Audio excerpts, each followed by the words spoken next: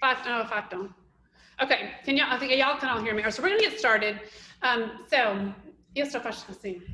Allora, first of all, thank you all so much for being here, and thank you for navigating the broken link. And I apologize for the broken link. Hang on one second. Come? Sì, vai. Non c'è problema, sì. Allora, sorry. So I am on site at Sàgona, and there's a lot going on around here, hence movement back and forth. Lorenzo's in the kitchen. I'm in the restaurant, which is, as I just said, is closed right now for COVID regulations. So we're here on the farm at Sàgona, and we're going to do a live harvest report. So I was saying, thank you all so much for navigating the broken link. Apologies for that. I'm glad to see y'all all here. Thanks to everybody who made a donation. Lorenzo and I both appreciate it very much. And thank you very much to everybody who's made an olive oil order or who is gonna make an olive oil order, because that makes me happy that our very kind of, we put so much into making our olive oil. It makes me happy for everybody to be able to enjoy it. So let's see. I'm gonna share my screen. That always takes me a second. Advanced portion. I need to get rid of this. And then portion of screen. Va bene, Lorenzo? Okay, so I'm kind of starting, I kind of zoomed way out here.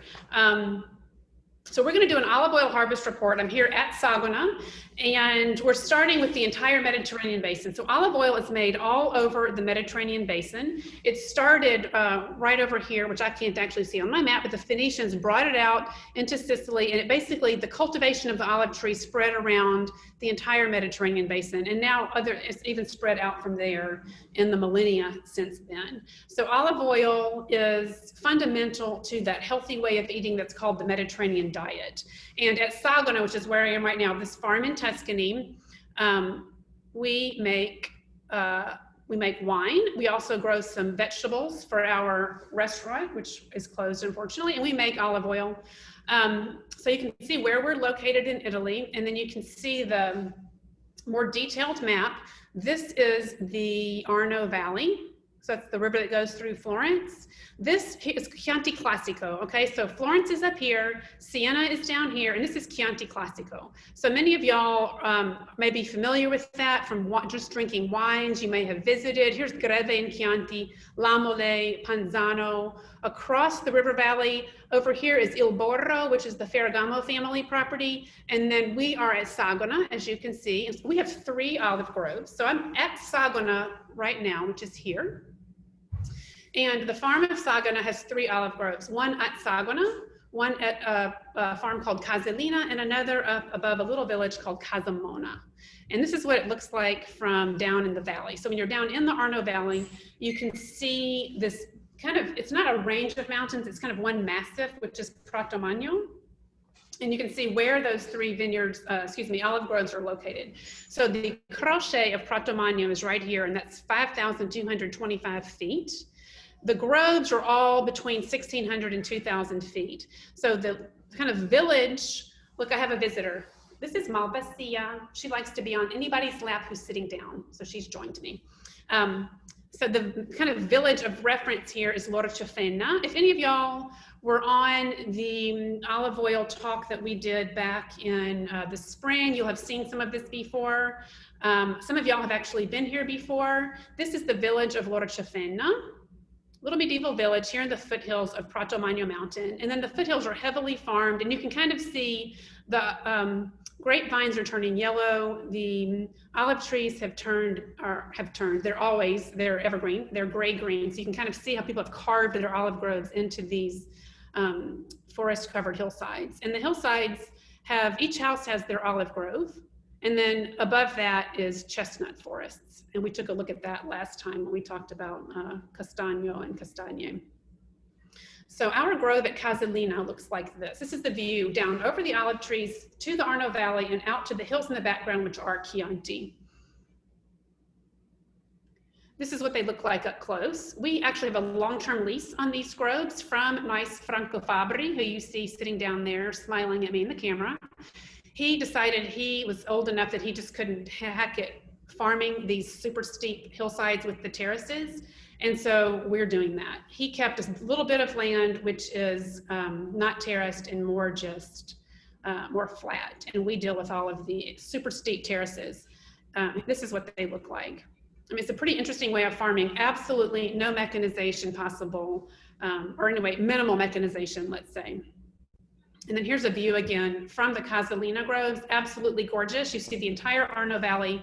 This is that Romanesque church called Gropina, which we looked at back in the spring. Cultural patrimony site here. Casamona is kind of off to your left and looking out more towards the south.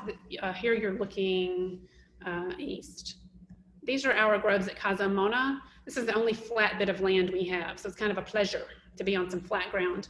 Here on the left, you can see some Lecchino olives, and there's a hint of a treatment that we give, which is called Caiolino. So we farm organically, and we spray. Caiolino is almost like a really watery clay kind of a thing. It's a natural substance, obviously, that's allowed in organic agriculture. And we spray that on the trees to protect from olive fly infestation. It literally, the coating on the olives discourages the fly from laying their eggs in the olive. It's just a kind of a physical barrier. Here's some of our gorgeous olives. Lecchino on the right, Moraiello on the left. And then here are the groves at Sàgona itself, which is just a gorgeous place. And you can see the olive trees suffered in, the cat's going all at it here.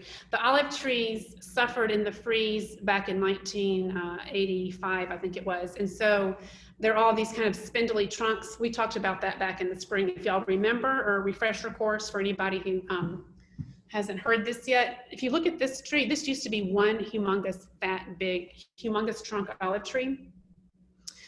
This hard freeze that hit basically all of Tuscany killed the trees from the ground up, but the root systems managed to survive. But the trees were cut off at the base, and then they shot up just, you know, hundreds of suckers, and they chose kind of 3-4 of the stronger ones to become the new trees. And so that's what we're dealing with here.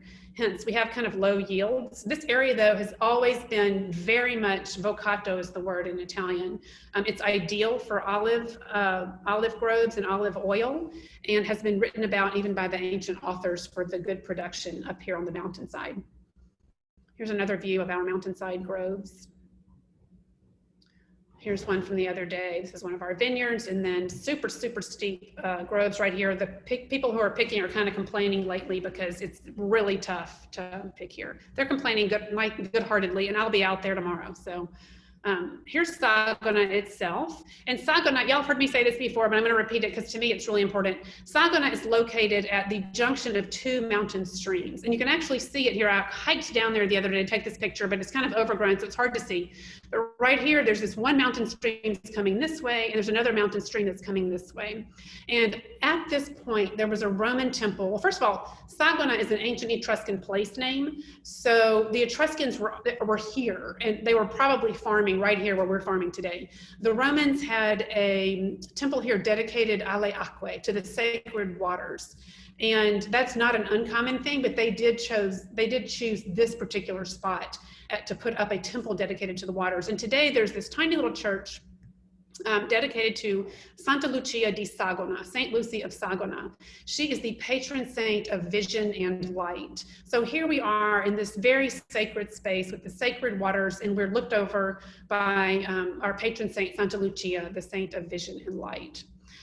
We farm these hillsides, we farm organically, we farm the mountainsides, and we try to work with respect for our collaborators, with respect for tradition, with respect for the earth. That's why we farm organically. I, in particular, feel like I'm farming in respect for Piero. This is my very good friend, Piero Dogolini, and I know a couple of y'all had the opportunity to meet Piero. He's laying the nets here for the olive harvest. He's currently laying nets for the olive harvest up in heaven. So I feel like I'm following the footsteps of Piero, and that makes me very proud to be here making olive oil on this mountain. So here are some of the people who are farming with us today. This is Roberto. He is kind of a mountain man, and he is the leader of the B team. I'm on the B team. I mean the picker team, B team. I'll show you the A team in a minute. So Roberto is on staff here at Sàgona, and he is just a wise farmer. And he, if you can see in this picture, he's really jolly. And sometimes he'll pause to, for example, ponder the philosophy of the match. Yesterday, he lit himself a cigarette, and he lit a cigarette for someone else, one of the other pickers, and then he pondered the philosophy of the match. It was a lovely moment in the countryside. But that's maybe one of the reasons why we're the B team, because we don't pick that many olives, because we're talking about the match. But that's okay too, because we're all out here to kind of enjoy nature while we're working. Here is Christian. He's kind of the brawn on the B team.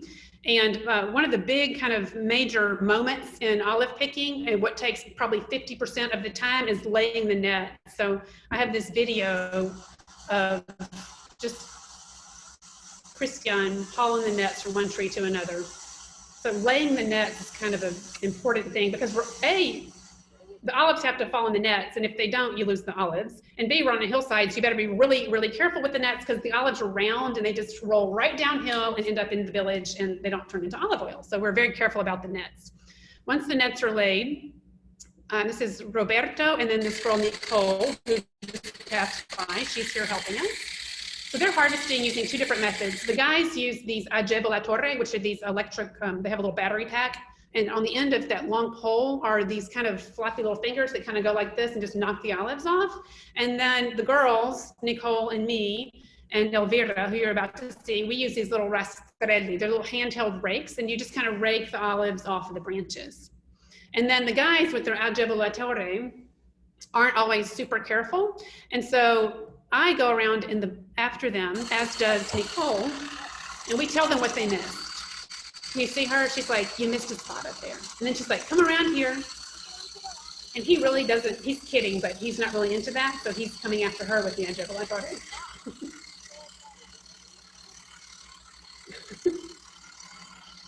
It's all very good-hearted. I can't stand to see an olive left on the tree, and neither can she. So when the guys want to pull the nets away, we're like, no, wait, you missed some. Like, you can leave a couple for the birds, but these poor trees have worked all year. Let's get all the olives. So the olives are raked off the trees. They fall down into the nets. The nets are gathered up. You can see Elvira and Christian down here. And then they're poured into a crate. Here's Sergio and Elvira. Here's the A team. This is how the A team works. This is a company owned by a guy called Ali and Youssef. And these guys are temporary workers, and they work for all the farms in this area, and they are olive harvesters, and they just get it going. So since I'm a member of the B team, so I can say thank you to the A team, because they're really getting it going, and we're out there contemplating nature. We are picking, but I have to admit that they bring in more than we do. So once the olives are put into the crates, like you saw, lovely Nicola, his job is to go around to all three groves and pick up the full crates of olives. Here he is backing up his tractor. This is the Lamborghini tractor at Casalina. He's on one of those really narrow terraces, and he's backing up to get to where the olive crates are heavy.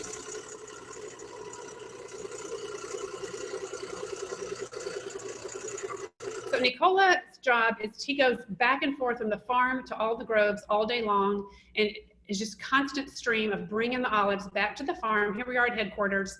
The tractor comes down here, the olives are dropped off. The guys run them through this de-leafing machine. You can see the mountain of leaves here. Here we are at the end of the day. Just give you a quick little. So we're going to go into the mill, but I'm going to kind of show you what happens. It's super loud down there, so I'm going to just show you what happens so you know what's what, and then we'll go down there and you'll see all the steps. So here's this video is the end of the day at Sàgona. Not the end of the day. The sun's about to go down, but we usually keep the mill open till even midnight.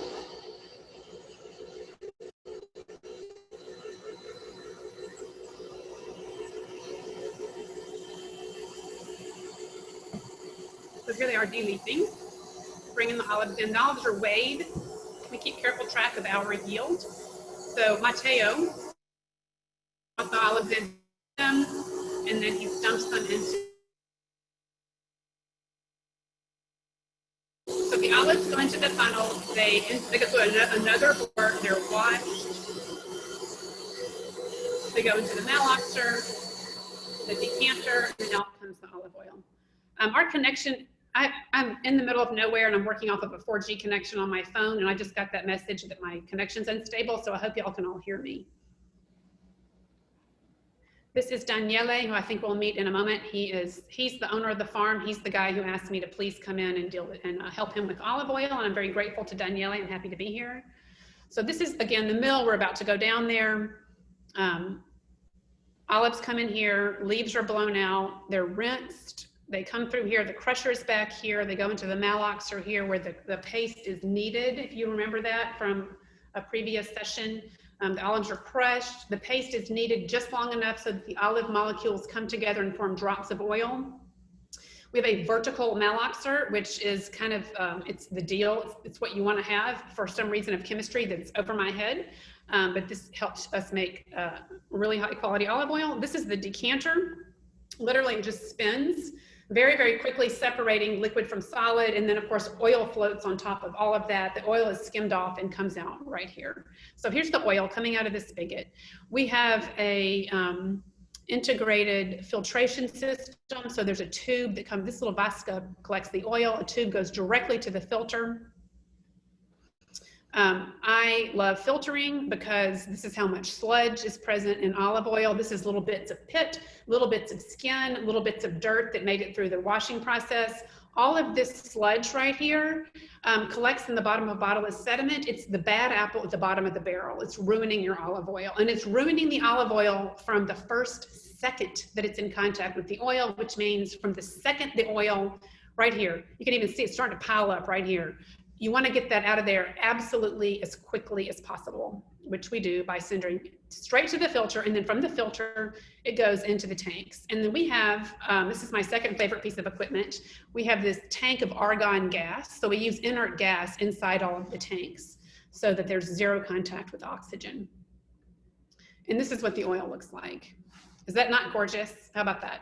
For some bright green olive oil. All right, we're gonna go down to the mill right now. So we're gonna, Lorenzo, sei pronto? Hey, Elaine, you have to stop the share video. Okay. Stop share.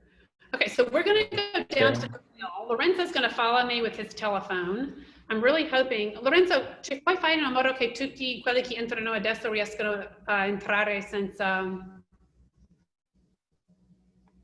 No, non penso. All right, we're going to go down to the mill.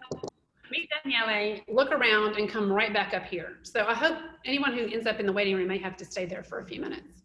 Okay. Okay. Okay. All right. This is the cutest in the world. All right, you have to go down. Hi. Hi, everybody. I'm going to take Elaine and go down. Hey. Here we are. Okay, so we're in, okay. This is our lovely terrace for outdoor dining in nice weather. It's a little bit dark.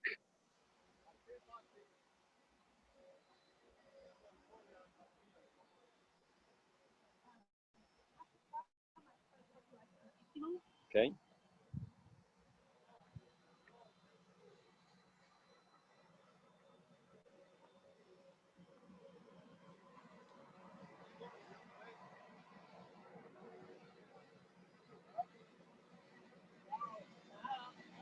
That's Matteo and Daniele, who are discussing at the leaping machine.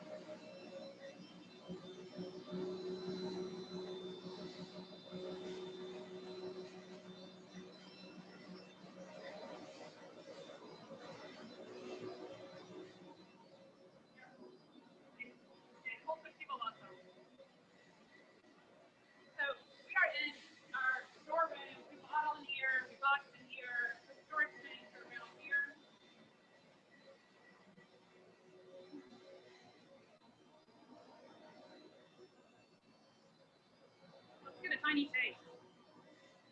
We're gonna have a little taste of olive oil.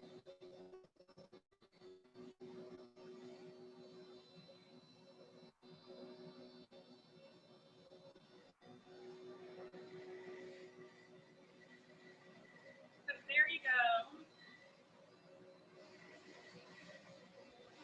Brand new olive oil. Fresh, sweet olive oil. I'm gonna have a taste.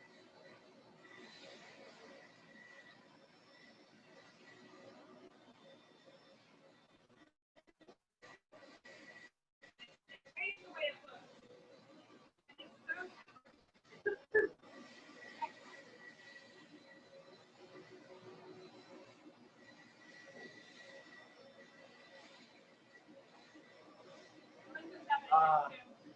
Wonderful. Wow. Andiamo più. Aspetta che ti dico.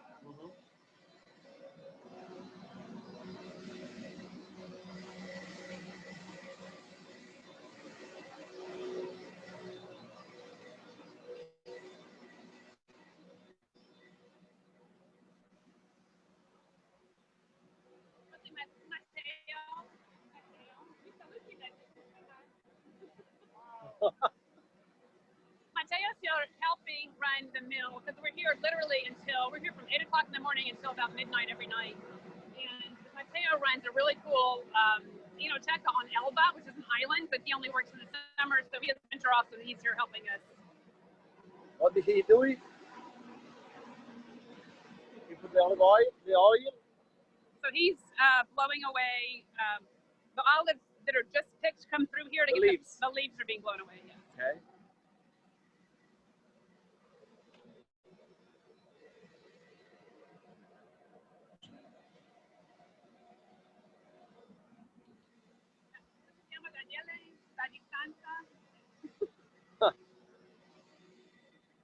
Then we go back. And so let's go back up here.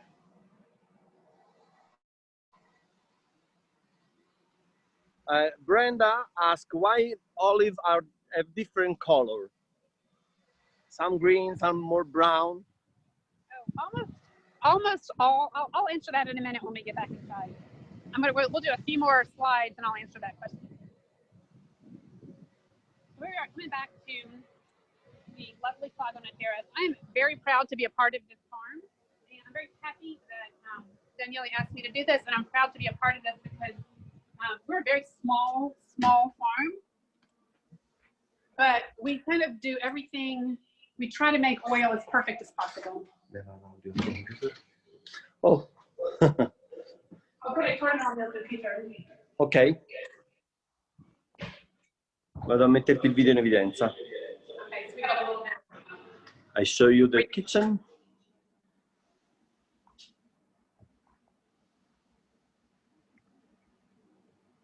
Okay. Okay, here we are. So I was saying, I'm very proud to be a part of the farm here. We're very, very small, but we really try to do everything humanly possible to make the best oil that we can. So we farm organically. The fact that we have our own mill, I'm sitting on top of a Ferrari. I know a lot of olive oil producers who say, come look at my Ferrari, and that's the mill, because they're extremely expensive. They're expensive to purchase, to run, to maintain. There are a lot of co-op mills in the area, but if you don't have your own, that's a state-of-the-art olive mill as well. It's by Mori Tam. I don't know if you saw that on the side of the equipment, but they are a company located, excuse me, here in Tuscany. And I totally drank the Kool-Aid on Mori Tam. They are at the forefront of developing equipment that makes the best olive oil possible. So our goal here is to make really good, pure, clean olive oil that is very high in polyphenols, therefore the antioxidants, the stuff that's good for us. Also flavor, also shelf life, and we're to the point where not only do we make perfectly clean olive oil without any defects, Daniele down there is literally tweaking the mill. Certain varieties, maybe you'll mill 1 degree higher temperature, 1 degree lower. We're hovering around 20, 23 degrees all the time, which is another reason why we have a super low yield. If you heat olives up, you get a lot more oil out of the olive. Our yield this year is 9. If any of y'all got that announcement yesterday about the about purchasing olive oil from Sàgona actually said we're getting a 9% yield this year. That means for every 100 kilograms of olives, that is 220 pounds of olives, we get 9 liters of olive oil. That's 18 little bottles of olive oil. So we're handpicking 220 pounds of olives to get 18 little bottles. And we could get a lot more. We could get up to a 60% yield by heating it up, but we don't want to do that because the oil wouldn't do anymore. So we're very, very, very tuned to making the oil that's absolutely humanly possible. So I'm going to show y'all a couple more slides, and I'm going to go through kind of, you know, the classification system and how to purchase olive oil and whatnot. Some of y'all have seen this already. We're going to go through relatively quickly, so it'll be a refresher course. For those of you who haven't seen it before, it'll be new. So here we just came out of the mill where you saw the process for making olive oil, which the way we do it is literally fresh squeezed olive juice, okay? The analogy is orange juice. And that's really not even a stretch, okay? Obviously, olive oil is a fat, so it's got a different kind of chemical makeup, and it needs to be stored differently because fats will in fact go rancid. So it's super, super delicate. But olive oil is mechanically made from olives. It's literally like fresh squeezed juice. So there are a couple of kinds of oil that come from mechanically, we'll say pressing. It's not really pressing, it's an extraction process, but it's all mechanical, which means not chemical, right? No chemical solvents are involved. This is super natural. It's literally analogous to orange juice. So we're going to go through the categories in a minute. There are 3 kinds of oil that are made by literally using mechanical means to extract the oil as fresh squeezed olive juice. This is another type of oil. So this, what you see coming out of the tube here, this is the mill. There's a tube coming out of the mill, and this is the solid residue that's left over after everything is done, said and done. So after the olive oil goes into our tanks, and we're taking care of it, and there's all the argon gas in there, so there's no oxygen exposure. The solid material, this is called sansa or pomace, is pumped out, and we pump it into a tractor, and we take it out into the fields, and we use it as fertilizer. This is how it is when it first comes out. When you're pressing green olives, the residue, of course, is this color. And it takes about 5 minutes, and it starts to oxidize, and it ends up this color. So oxidation, you know how when you cut an artichoke, if you don't dip it in lemon juice or something, it turns brown right away. Or even an apple, if you cut an apple and let it sit there long enough, it kind of turns brown. That's oxidation. That's what's happening here too. So the thing about this is we do not heat up our olives. We work at cold temperatures. So we have our very low yield of 9%.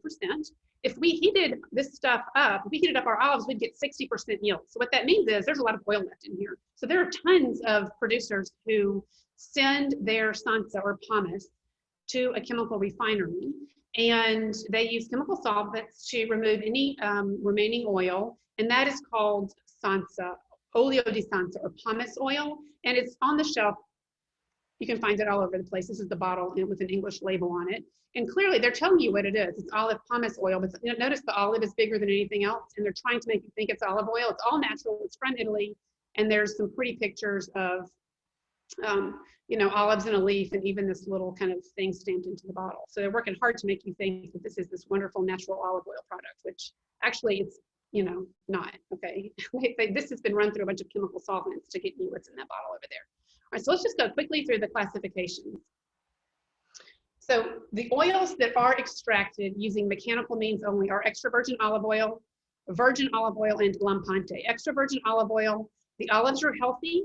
The miller knew what he was doing, and it's been stored perfectly, and so oxidation is not happening. Virgin olive oil, something is wrong. The olives maybe were starting to rot. Think about orange juice. Kind of, sort of, almost rotten oranges aren't going to make very good orange juice. Kind of, sort of, almost rotten olives are not going to make good olive oil. And the thing about olive oil is it's supposed to sit on the shelf, and you're supposed to be able to use it for 1.5 years, if not longer than that. So if oxidation starts on day 1, it's not going to make it to the first month of that shelf life period. Lampante, something has gone horribly wrong in lampante. Lampante is the word that's used for the oil that goes into oil lamps. In this case, the oil is extracted using only mechanical means, but either the olives were completely gone, rotten, or the miller really didn't know what he was doing, or they just didn't care about how they stored it, and it's all in a, big tanks open to the air in a hot place. Something is wrong. It's so bad, it's not fit for human consumption. So what happens to lampante that is not fit for human consumption is that it gets sent to the chemical refinery.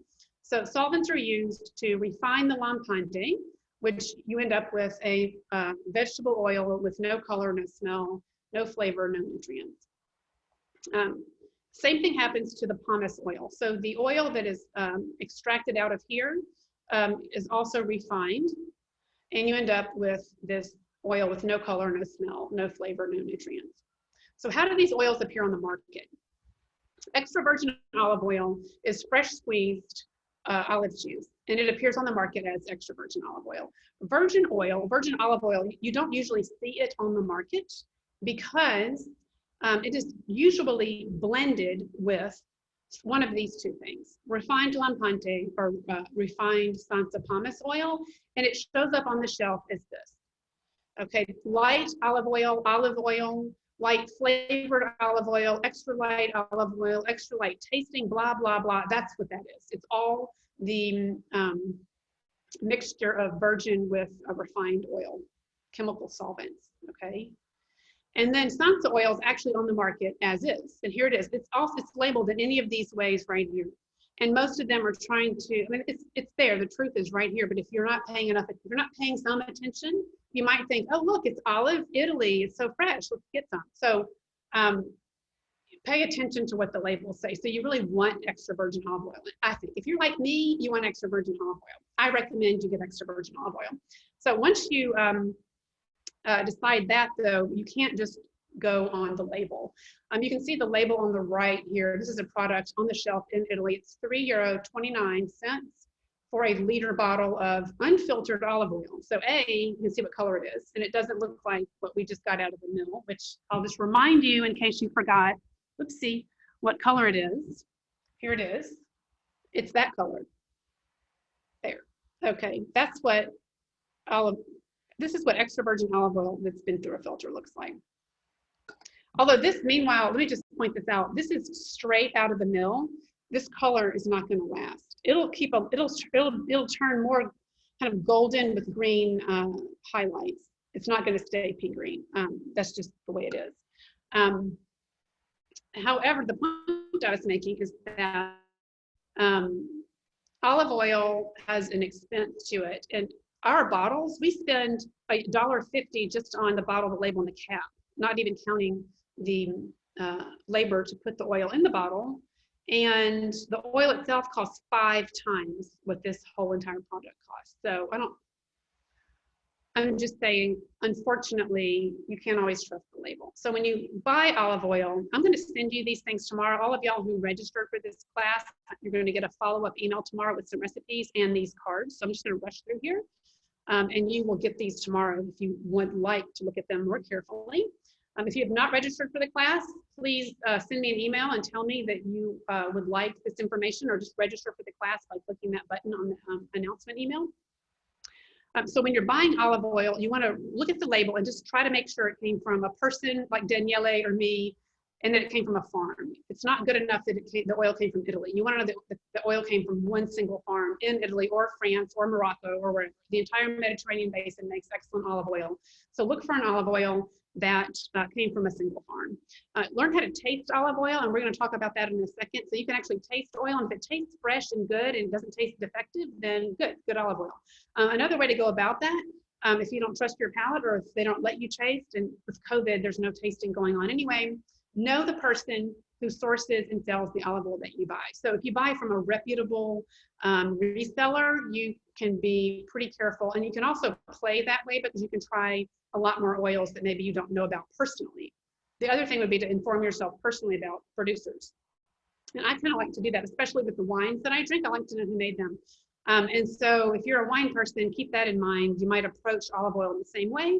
And then another thing is that people who make wine often make olive oil. And if they're making good wine, they're probably making good olive oil too. So it's another way to kind of buy good olive oil. Olive oil is a fat, as I said, and will go rancid. So you want to store it away from air, heat, and light. Those are the things that will make your oil have a shorter shelf life. I'm eating olive oil. I eat olive oil on everything. And my mother said, Elaine, I don't think people know how you use the olive oil because I just don't not use it. I use it everywhere. I cook with it. I bake with it. I put it on top of what I eat. And I even realized in some of the classes here, like when we made that parmigiana, I served it on a plate, but before I ate it, I put some olive oil on top. The olive oil really enhances the flavors of everything it comes into contact with.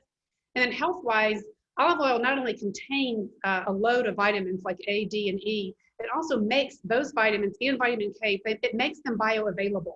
So eating olive oil with other foods makes the nutrients in those foods available to your body. It's also very, very high in antioxidants, which protects cells from radical damage. It inhibits systemic inflammation. It's a monounsaturated fat, high in oleic acid, so it's a good fat.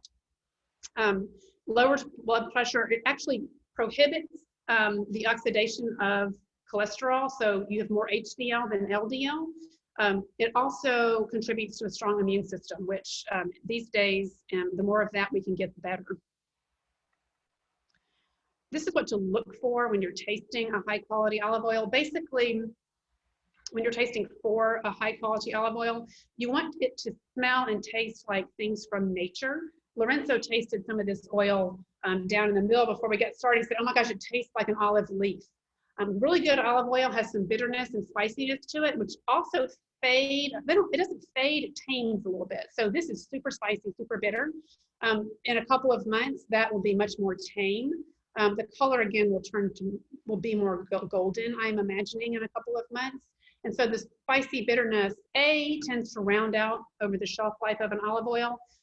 It also, when you just drink olive oil like I just did, you really get all the flavors. But when you put it on food, it just really balances out. It blends in, it brings all the ingredients together. That's why you can cook Tuscan food. Tuscans have that 3-ingredient rule. Very few ingredients, good ingredients, and they're all brought together with olive oil into this harmonious thing that is better than the sum of the parts, because the olive oil just exalts everything. So when you're tasting oil, again, flavors from nature, grass, fruits, vegetables, nuts, herbs, it will smell pungent. In your mouth, it will be kind of thick and viscous, but not greasy.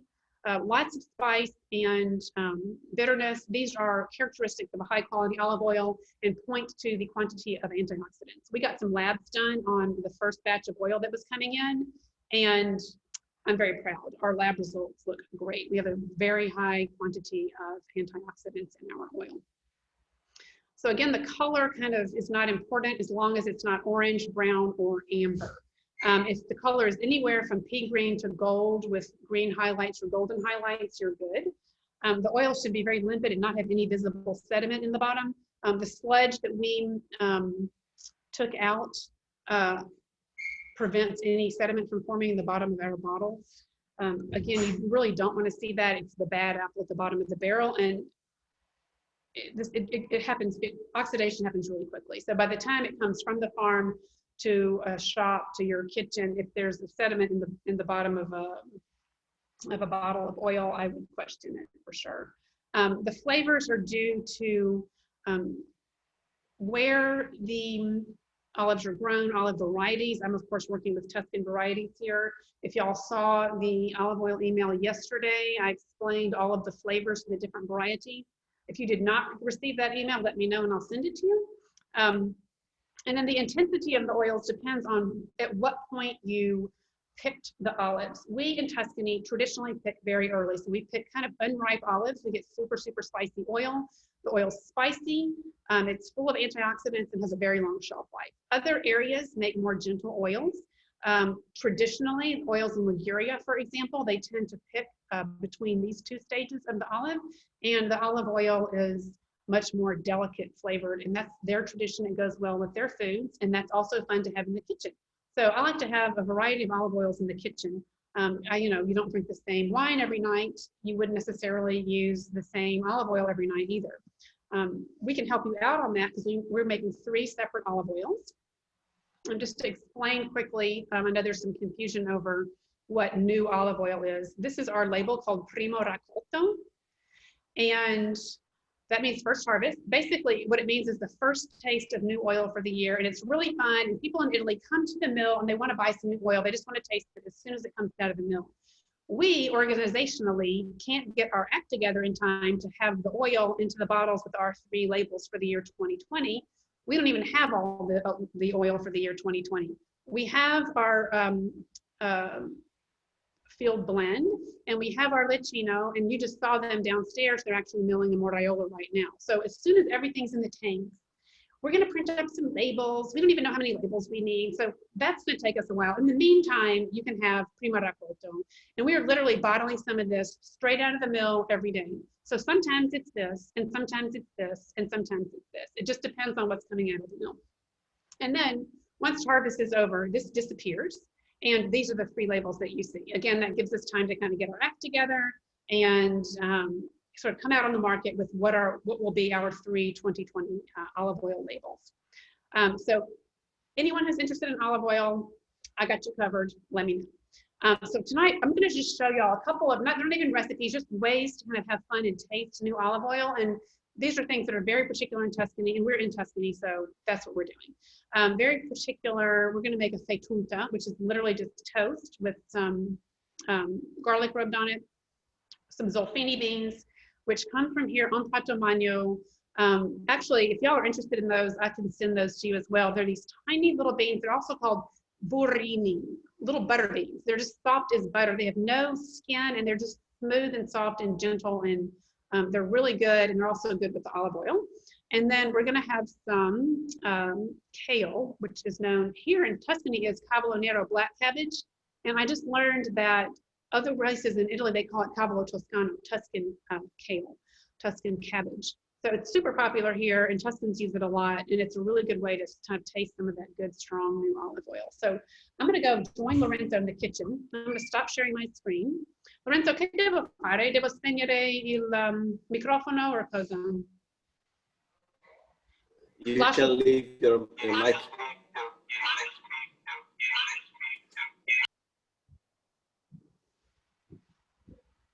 Chiudo il computer, che faccio?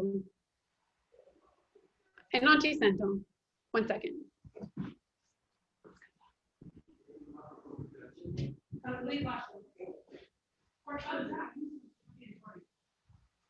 Stiamo provando le piedi con forma. Buonasera. Scusate, noi stiamo facendo un live. Allora, we're going into the kitchen all together.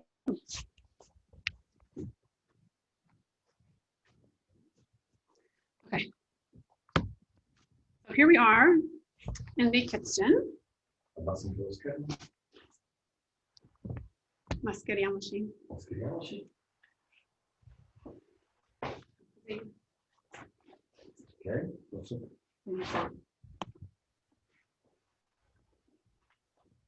Ok, accendiamo un po' di... già acceso?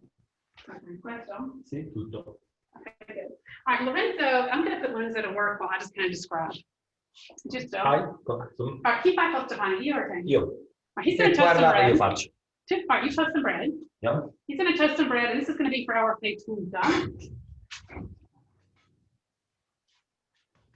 Tuscan bread, you know. It was actually made up on the mountain by this guy called Varis. And Varis makes really good bread and schiacciata with ancient grains. We've talked a lot about that in this class too. And so this is one of his loaves. This is actually made with Senatore Capelli, a hard wheat. Che serve? Nulla. Okay, so we're going to do fett'unta, which is the simplest thing in the world, and it's toast that is rubbed with a garlic clove and then just doused in olive oil. Mi sta tagliando la testa. No. Say sono così mi taglio. Okay, then we need salt and pepper. And then that's also, you can also, we'll show you the kale can be put on top of that. And then it's just a really good accompaniment if you're going to have a salad or, in fact, tonight, I think we're going to have some fett'unta with a salad and a piece of sausage, and you're done. And the flavors are just, and with the olive oil, new olive oil, really yummy. Okay, so he's working on toast. I'll show you the beans in the meantime. Faccio fagioli. Let's see, where am I going to put them? Let me see, I need to find a bowl. Qua. Qui. So the beans are, I'm just going to take them out of here and I'll show them. Oh, good. Up and down, really don't hurt. So these are the zolfini beans. I let them soak overnight. The old folks here, Piero, for example, my friend who I showed you in the beginning, he says that there's no reason to do that and that you should just cook them for a long time. But these take like 3 or 4 hours to cook. So I just cooked them. If you can see, they're just little tiny white beans. I know they don't look like much, but they're excellent. In any event, any bean is really good to take with olive oil. And I have a little bit of salt in the cooking water. I used some carrots. I would have put in some sage, but I couldn't find any. So I left that part out. The way to really taste this is black pepper and then do olive oil. And this is actually on the menu at the restaurant. I know it sounds simple. It is. I'm telling you, the Tuscan 3-ingredient rule. Here are, I try not to pour liquid all over my computer. I'm going to show it to you. Yeah? Tell again what you had in the water that you cooked the beans in. I cooked the beans just with some salt and some carrots. And that's it. Carrot. You can see the carrot. And I was going to put in some sage, but I couldn't find any sage. I'm actually living down here right now, so I'm not at my house. I'm actually living at an apartment that I rented nearby so that I could be here for harvest season. I mean, we're literally, that meal is going to go until 1 o'clock in the morning. So we're just kind of running around constantly. Anyway, no sage at the rental apartment, and so I skipped it. But that was just fine because the olive oil is so powerfully flavorful. And like I said, this is literally on the menu at the restaurant, and people are super excited to have zolfini beans and new olive oil. And any bean, any kind of white beans, cannellini beans, coco, coco nano, I'm not sure what other kind of beans you have available, are a really good way to taste olive oil. And it's just very simple, and it kind of just brings out the flavors in the oil without covering them up at all. So it's a nice way to taste the oil. Lorenzo's going to do touch of it in. So here is fett'unta, and then we're going to put some. We're also going to make cavolo nero. Voi iniziare questo mentre io. Right, I'll show y'all fett'unta. So fett'unta is literally just toast, and then just take peel the garlic clove, and then just rub it on the toast. Ci metti sale or no? Dopo sì. Yeah. Okay, so a little bit of salt. I just asked them to put salt on it. Some people do, some people don't. I kind of like it with salt. I love salt, and so does Lorenzo. I'm going to get a whole new plate for this. So I want you able to see this. Elaine, was the garlic clove split before rubbing? I didn't split it, but it's super fresh and it didn't need to be split. If it doesn't give off enough garlic, you might want to. You could cut it in half first. So we're going to just saute kale. Let's see.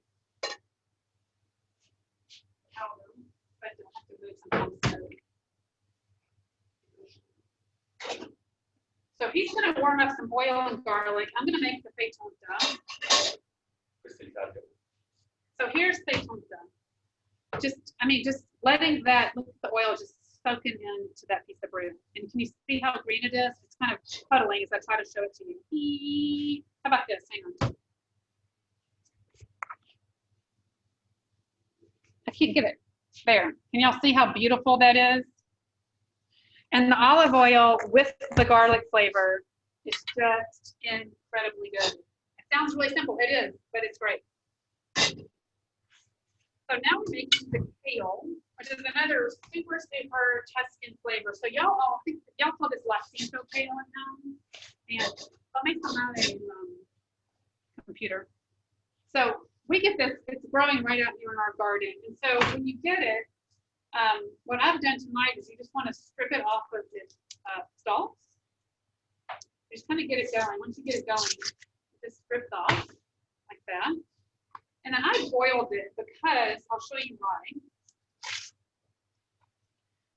So I just boiled this in hot water with some salt, and that was it for, I don't know, 3 or 4 minutes. It doesn't take very long. And then it turned into this. So y'all see that okay? This is just boiled carbonero. He's going to chop it.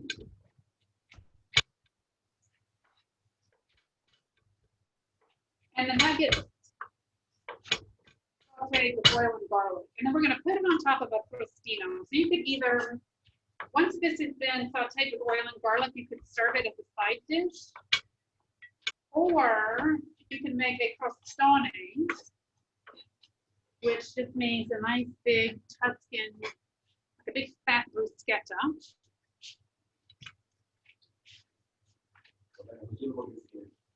No, va bene.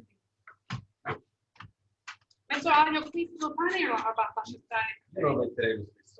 Okay, so we're going to make this crostone, big crostino, right? Crostone, bruschetta. And so I said, should I put the garlic on? And he said, absolutely.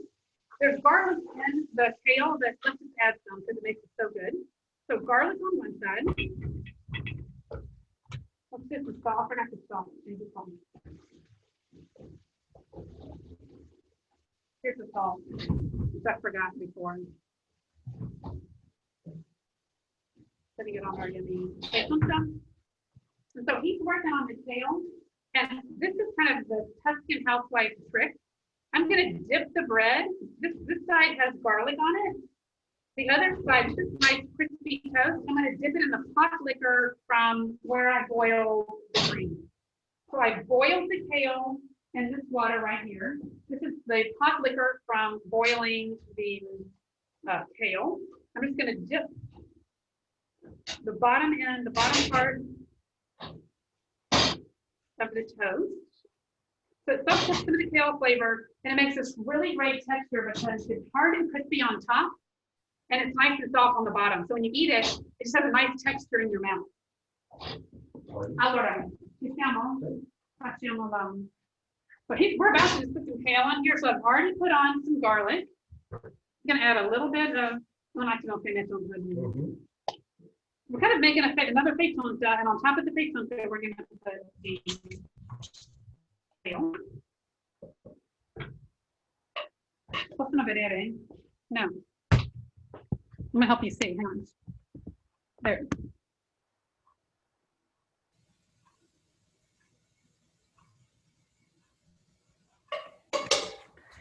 So there you go. This could be appetizer. And then a piece of sausage and a crostone and some really yummy zolfini beans with new oil. And that is your Tuscan harvest supper. When you're at the olive mill and you don't have time to do anything else, quick, yummy lunch or supper with all of the great olive oil. Si può fare anche il crostone con i fagioli. Okay. We can make also crostone with beans. We do that sometimes too. Put the beans on top of a piece of bread just to kind of make it more hearty and give you more to eat. You can also make zuppa livornese. Giusto? Sì. So zuppa livornese is Livornese soup, which is kind of funny because remember we talked about Livorno and they're really, they're on the coast, so we eat a lot of fish in Livorno. But they also make a bean dish. They also make a bean dish where they just put a piece of fett'unta on the bottom of the bowl and then ladle on a bunch of the beans with their broth and then eat it that way. And the toast, just like the garlicky toast melts into the broth and the beans, and it's really good. Alfredo? Noi ci siamo. Yeah? No, non ci siamo, va assaggiare. He has to have a taste, that then will be. I want a taste. Also me?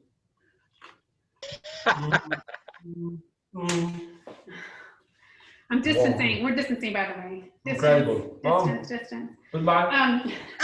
Do y'all have any questions about olive oil? There's some questions. I'm going to read. Oh, he's going to read. Y'all can ask. Lorenzo's going to read the chat to me so I can answer questions. If y'all want to, I'm supposed to be touching my mask. I should put that. What is first press and cold press mean?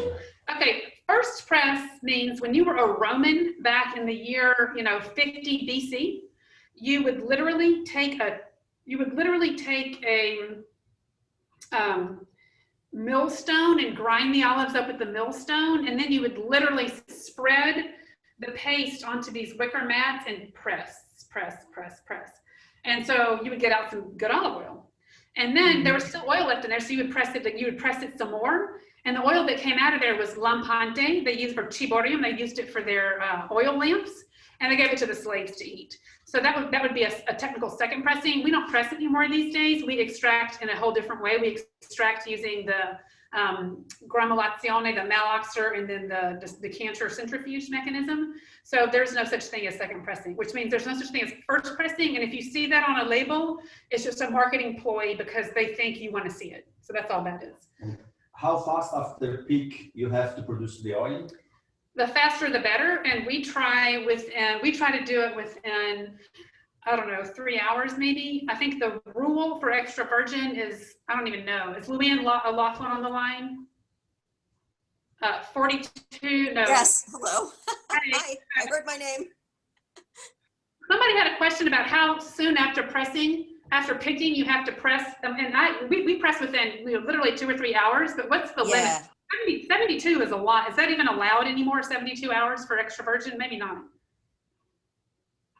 48 maybe is allowed to make an actual extra virgin olive oil, 48 hours between picking and pressing. I don't know.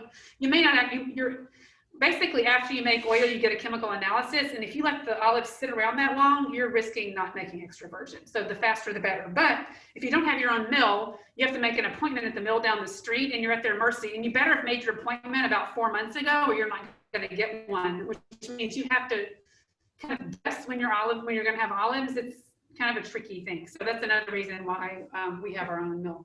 There's a question about kale from Linda. Boiling and salting the kale. Allora, whoever just asked that kale question, Lorenzo he was waiting for that. I boiled the kale on purpose. I know. Because I like the texture of it boiled, and I wanted the pot liquor so I could dip the bottom of my crostino in it. Lorenzo does not do that. Lorenzo just sautés it directly, which Lorenzo loves really strong flavors, and you get a super strong flavored kale that way. It is good. It's a different consistency and a more kind of it's just stronger flavor. It's very good. You can do it either way. It's fine. And we have other questions. What type of the oil should we order if you don't know what to pick? Okay, are you talking, I presume you're asking about the email I sent out yesterday with all of the oils that are available from our farm Sàgona. We have a blend, a field blend, which is they all go well everywhere. Again, it's kind of like wine, whatever you sort of, it's fun to have a selection, right? So you might feel one night like you just feel like having a red wine, and so you drink red wine no matter what you're eating. It might be one night you might be having fish and you decide to have white wine. So for me, sometimes if I'm having a sweet potato and I'm going to eat a piece of cheese next to it, then I'll choose a lechino because I think that the green flavors, kind of the bright spiciness of the lechino goes really well with the sweet potato, and the kind of bitterness that's there balances it out a little bit. If I'm having a steak, I might put moraiolo on top of it because sort of that wonderful warm black pepper spice of the moraiolo is just great on the steak. Read my descriptions and just kind of see what you like. And if you want to just go general, just get the blend. And if you want to have some specific type oils to choose from, you might get one of each so that you can kind of see how they work on your food. Okay, you already answered the question, what are the differences among your 3 oils? But Lisa asked, if I ordered all the oils, will they ship at different times? Okay, I went ahead and made some primo raccolto available because it's here and we have that. And if you want some for Christmas presents, then you can order it. We're also going to have primo raccolto available at the shop Olio to Go, who we collaborate with, as y'all know. We've been collaborating for a couple of months. And Olio to Go is going to get a shipment of new oil in. It goes out next week. And so that will be available on the Olio to Go website. And then from me, you can order primo raccolto if you would like that. But keep in mind, it's the same oil that's in those other bottles, okay? If you would like some primo raccolto now, I can send it to you. And then after the 25th of November, you can have some of the other oil. Or you can also find primo raccolto at Olio to Go. So the other oils, as I said before, are basically, once we get our act together and get everything into the bottles with the labels on them, that'll be November 25th, that week after that, and that's when those oils will go. So yes, 2 ship dates. But I want to make sure everybody knows what the oils are. Primo Raccolto is not necessarily any better. It's the exact same oil. It's just what we have right now because it's what you have during harvest. So while our mill is going, that's the oil that we're bottling. So, Any other questions? Y'all can even unmute if you want and ask a question or make a comment or chit chat. So the fresh oil that we get right now, that's what you're milling right now, might change if tomorrow you harvest off different trees. Yes, every day it's different. Or not every day, but every couple days it's different. Right, so when I first started bottling that, it was Lecchino. The thing is we pick olives according to their ripeness level, and the Lecchino variety olives ripen first, so that's what we picked first. And then we made the blend, and we're now working on Maraiolo. So as those bottles were being filled, it depended on what was coming in from the field. So that's kind of the point of Primo Raccolto. It's just your first taste, and it's whatever we've got in the mill that day. And so we can order first taste now, and then we'll wait till later when you get it all bottled to pick one of the other. Exactly. And if you don't want to make a big order right now, and I think if y'all took a look at that price list, if you just want a bottle or two, you don't want a huge order. If you make a sizable order, you can get it directly from me, or you can get it from Olio to go. You can also, in that case, you can order. For y'all, it's maybe more convenient to order smaller numbers, or feel free to order bigger numbers from her as well, because the shipping times, of course, she can get it to you faster than I can. So you might just keep that in mind. we have another question. Sandra asks, if you have not mentioned pits, what happens? What did I not mention? Pits. Pits. Pits. I'm sorry, that was the question about pits, which Lorenzo thinks is peats, but it's not peats, it's pits. Quick English lesson for Lorenzo. So the pits get smashed up with the olives in the crusher machine, which when we were down in the mill, he kind of took you down to the crusher. See, okay.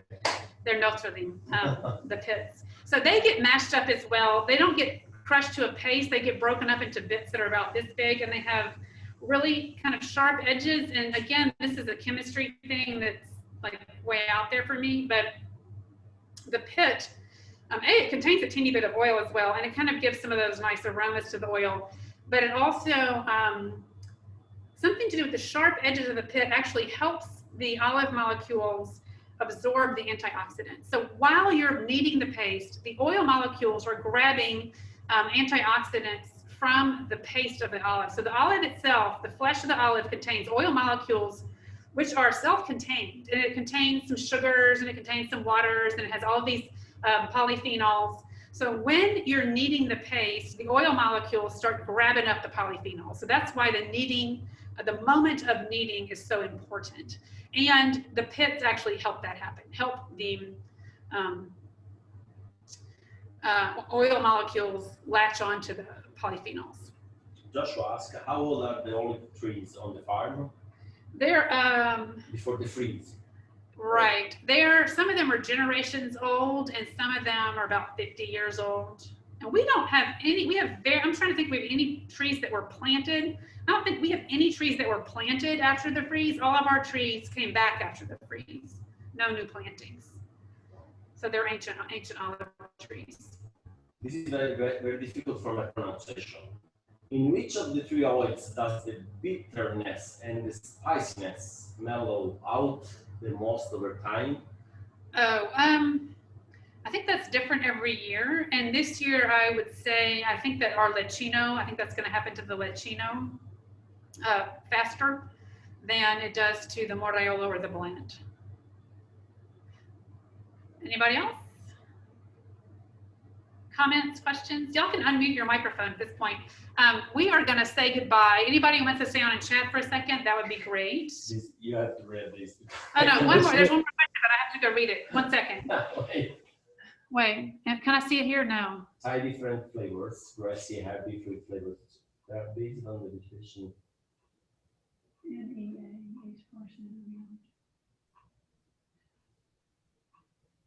Linda, I don't understand it. I have a question from Linda. I'm not sure. I think you're asking whether or not Olives. Unmute. She can unmute. Right, Linda, if you want to unmute your microphone and just ask your question about something about how flavors come from different olive groves. Near Yes. Can you hear me? Yeah. Yes, we're advertising for different extra virgin olive oils. The advertising comes with different flavors. This is a fruity flavor. This is a stronger peppery flavor. This is an arugula flavor. This is artichoke flavor. Does your orchard have different vegetation near each tree that contributes to that? Or where do these differences of the flavors come from? The differences in the flavors come from olive varieties and the varieties in Tuscany. So that arugula flavor is often associated with, for example, Lecchino olive oil. If you have a Sicilian oil, a lot of times you'll end up with a flavor that's kind of tomatoey. The Moraiolo has a very balsamic type pine needle almost aromas to it. And that's just, if you think about wine, Cabernet Sauvignon smells like bell peppers. Bell peppers were nowhere near the vineyard, but that we tend to use those kind of descriptors because they're just things that are common to us. So by saying arugula, it's pretty much common to a lot of people, and so you kind of know what we mean, right? Yeah. So that's all those descriptors mean. Or if you talk sometimes, you might talk about a white wine that has, aromas of, tropical fruit. Well, it wasn't made in the tropics and there weren't any tropical fruits present, but those are the aromas that are present in the wine. So it's we're doing the exact same thing with olive oil. It's just trying to give us some common descriptors so that we can talk about the flavors and everybody kind of knows what we're saying. So will one particular olive, one very specific olive, over time always have that same flavor? In general, like with wine, it can change slightly if you plant it in an area, but generally the types of olives are going to have certain characteristics. They'll vary slightly, and every vintage is different. Every growing season is different, and that's Mother Nature. Mother Nature gives us particular characteristics that are associated with every single growing season. So it's never going to be the exact same thing, but there will be some underlying characteristics that are constant due to the variety. Yes. Okay, thank you. You're welcome. Thanks for the question. That was a good one.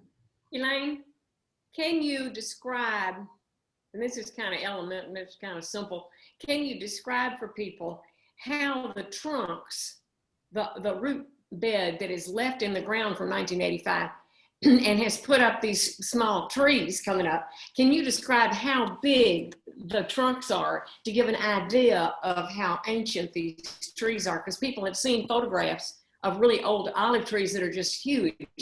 Can you kind of, how big the trunks are yeah, like that. It's amazing. Wow. No kidding. Sometimes.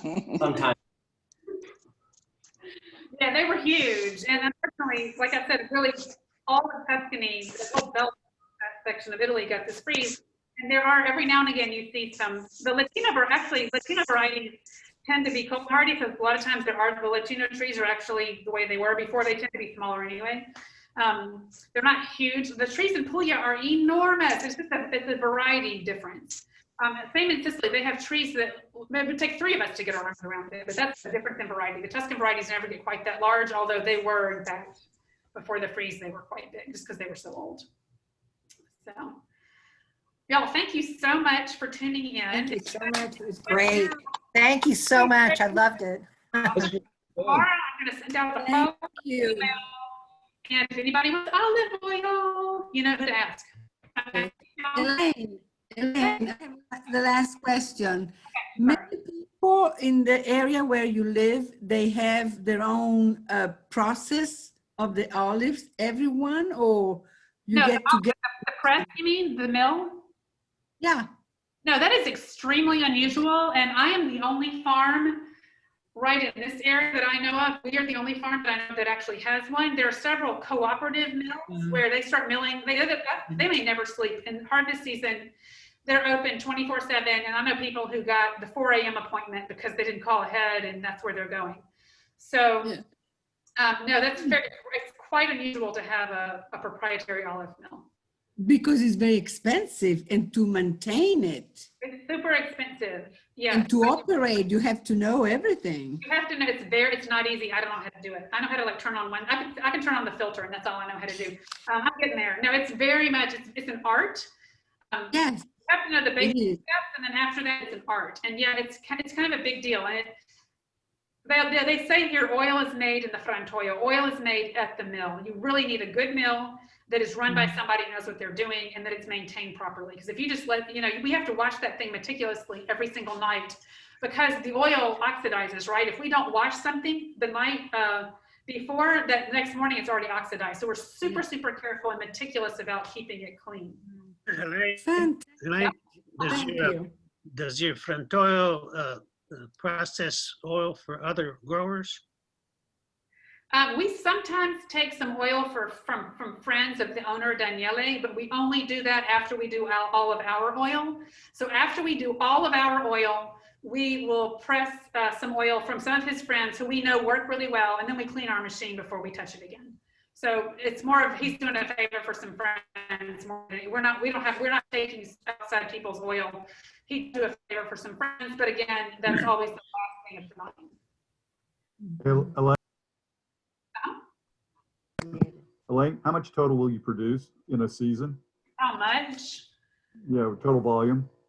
We have 1,800 trees, and this year we think we might make 1,800 liters. Last year, because of various reasons of basically nature, we made I think 800 liters as opposed to 1,800 liters. So it depends on the season. This year, we're very happy with the amount of olives. The olives are perfect. We're very happy with the oil is great. We're very happy with this year. How long is the olive harvest? Olive harvest, it kind of depends. Of the weather, for example. It also depends on the weather, but if you're if family farms, a lot of times we'll start picking on All Saints Day, and they'll finish when they finish, and it might be Christmas.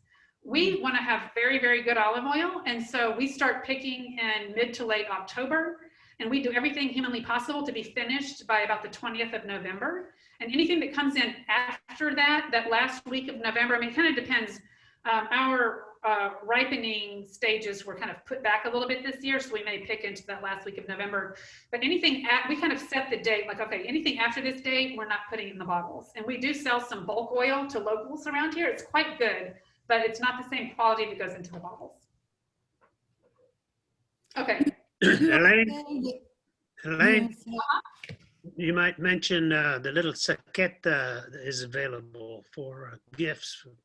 I think everybody who's here was on the mailing list to get the price list for olive oil with the little gift sack as well, which is what he just mentioned. So if you haven't seen that, it's way down at the bottom of that extremely long email. You might be interested in seeing that. If you didn't get the email and you want it, let me know. If you don't want it, you can let me know that too, and you won't get another one. Anyway, I hope y'all all enjoyed today. I hope I'll see y'all here again. Lovely. Sorry for any technical bubbles that we ran into. No, it was lovely. Thank you. It was very interesting. Very interesting. Ciao, Maria Luisa. Ciao, Bella. Ciao. Thank y'all. Ciao. Ciao. Bye-bye. Ciao, Lorenzo. Goodbye. Ciao. Ciao. Arrivederci, Lorenzo. Good.